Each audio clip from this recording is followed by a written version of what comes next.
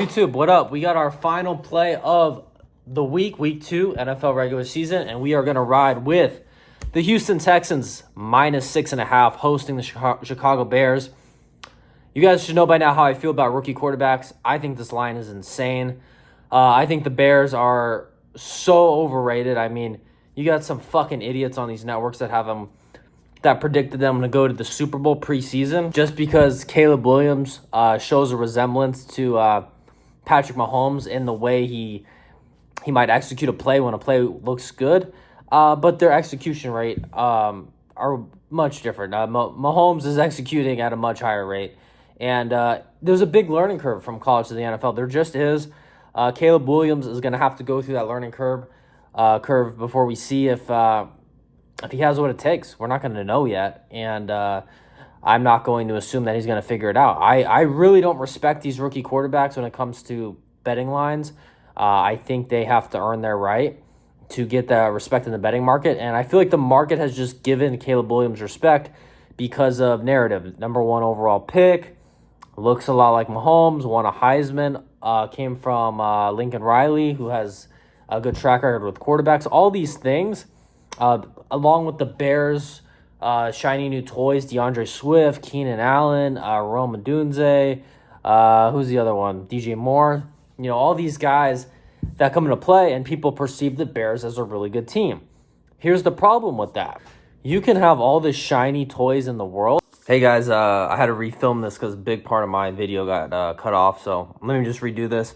What I was saying is the Bears, they could have all the fancy weapons in the world, but if the quarterback and the person putting the offense together, whether that's the OC or the head coach, in this case it would be the OC, if they can't scheme guys open, if Caleb Williams can't get them the ball, if Caleb Williams doesn't have that experience yet to be able to properly read an NFL defense at NFL speed and get these guys the ball, then those shiny weapons don't matter at all. And to give you guys a super recent example, you look at the Thursday Night Football game we had this week.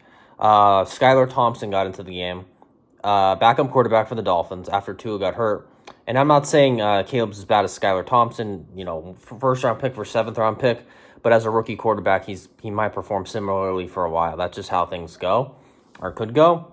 And Skylar Thompson with the Dolphins, he has literally Tyreek Hill and Jalen Waddle. I don't know if there's a better duo in the league weapon-wise.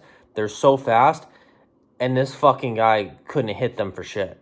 He couldn't get them the ball at all, and that's my whole point, is when the guy behind the ship just sucks or can't read the defense yet or isn't up to NFL speed, you're going to fail to see production out of that unit, okay? So until that captain is able to get the ball out and make reads, it doesn't matter how many shiny toys you have. It just doesn't. You look at certain guys that are having good careers, let's say to Devontae Adams, and then he goes to a team with a shitty quarterback. Well, Devontae's not leading you to the playoffs by himself. You have to have a quarterback. And Caleb Williams could be that guy one day. I don't know. I'm not really in the business of figuring out if he's going to be that guy in 2 years or not. All I'm trying to analyze is what is likely for this week, and that is still that he's unproven. And he played Tennessee last week, who, going into the season, was rated, and I know I rated them as one of the worst defenses in the league. Yes, they made an upgrade at cornerback. They got Snead from the Chiefs. But as a whole, their unit still isn't pretty on paper. And Caleb Williams couldn't even put up 100 yards against them. Think about that. That's pretty insane.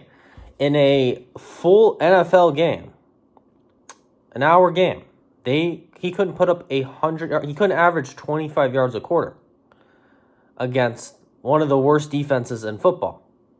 Okay? Now he has to play a real defense in the Texans, who have two really good edge rushers. I'm not going to be shocked if he struggles again. It might take him a while to figure this thing out, and maybe he never figures it out. He might. He's the first overall pick. He'll probably figure it out at some point, but I don't expect it to be smooth on, starting early, and the line just doesn't make a lot of sense. You look at the Carolina Panthers week 1. So many people thought they were geniuses and smart betting on Bryce Young and the Panthers just because they were optimistic. And it was like, don't switch up until the team gives you a reason to be optimistic, okay? That's what I've learned. You stick with the winners until the losers prove themselves to not be losers anymore. And you have to assume Caleb Williams and the Bears are losers until they prove that they're not. That's how I look at it. And I just think this line makes no sense. This line would prove that he's done something because the Texans are just so good. I think they're it's debatable, but they're in that like around that top 5-ish range with the best teams in the league. And with their quarterback and offense, they're going to be in every game. They're going to be able to blow teams out because of how quickly they could score if they want to. I just think this line makes no sense. I'm going to go Texans win by... My line I have for them is 11, but for fun, I think they're going to... Let's just say they win by 2 or 3 touchdowns and blow the Bears out. Texans minus 6.5, 1 unit. Value play unit is 1% of your bankroll. Bet responsibly. You don't have to bet this at all. Just follow along where it's free. Not financial advice. The unit is 1% of your bankroll if I didn't say that already. That's it, boys. Let's have a great weekend, and we will recap it next week. Peace.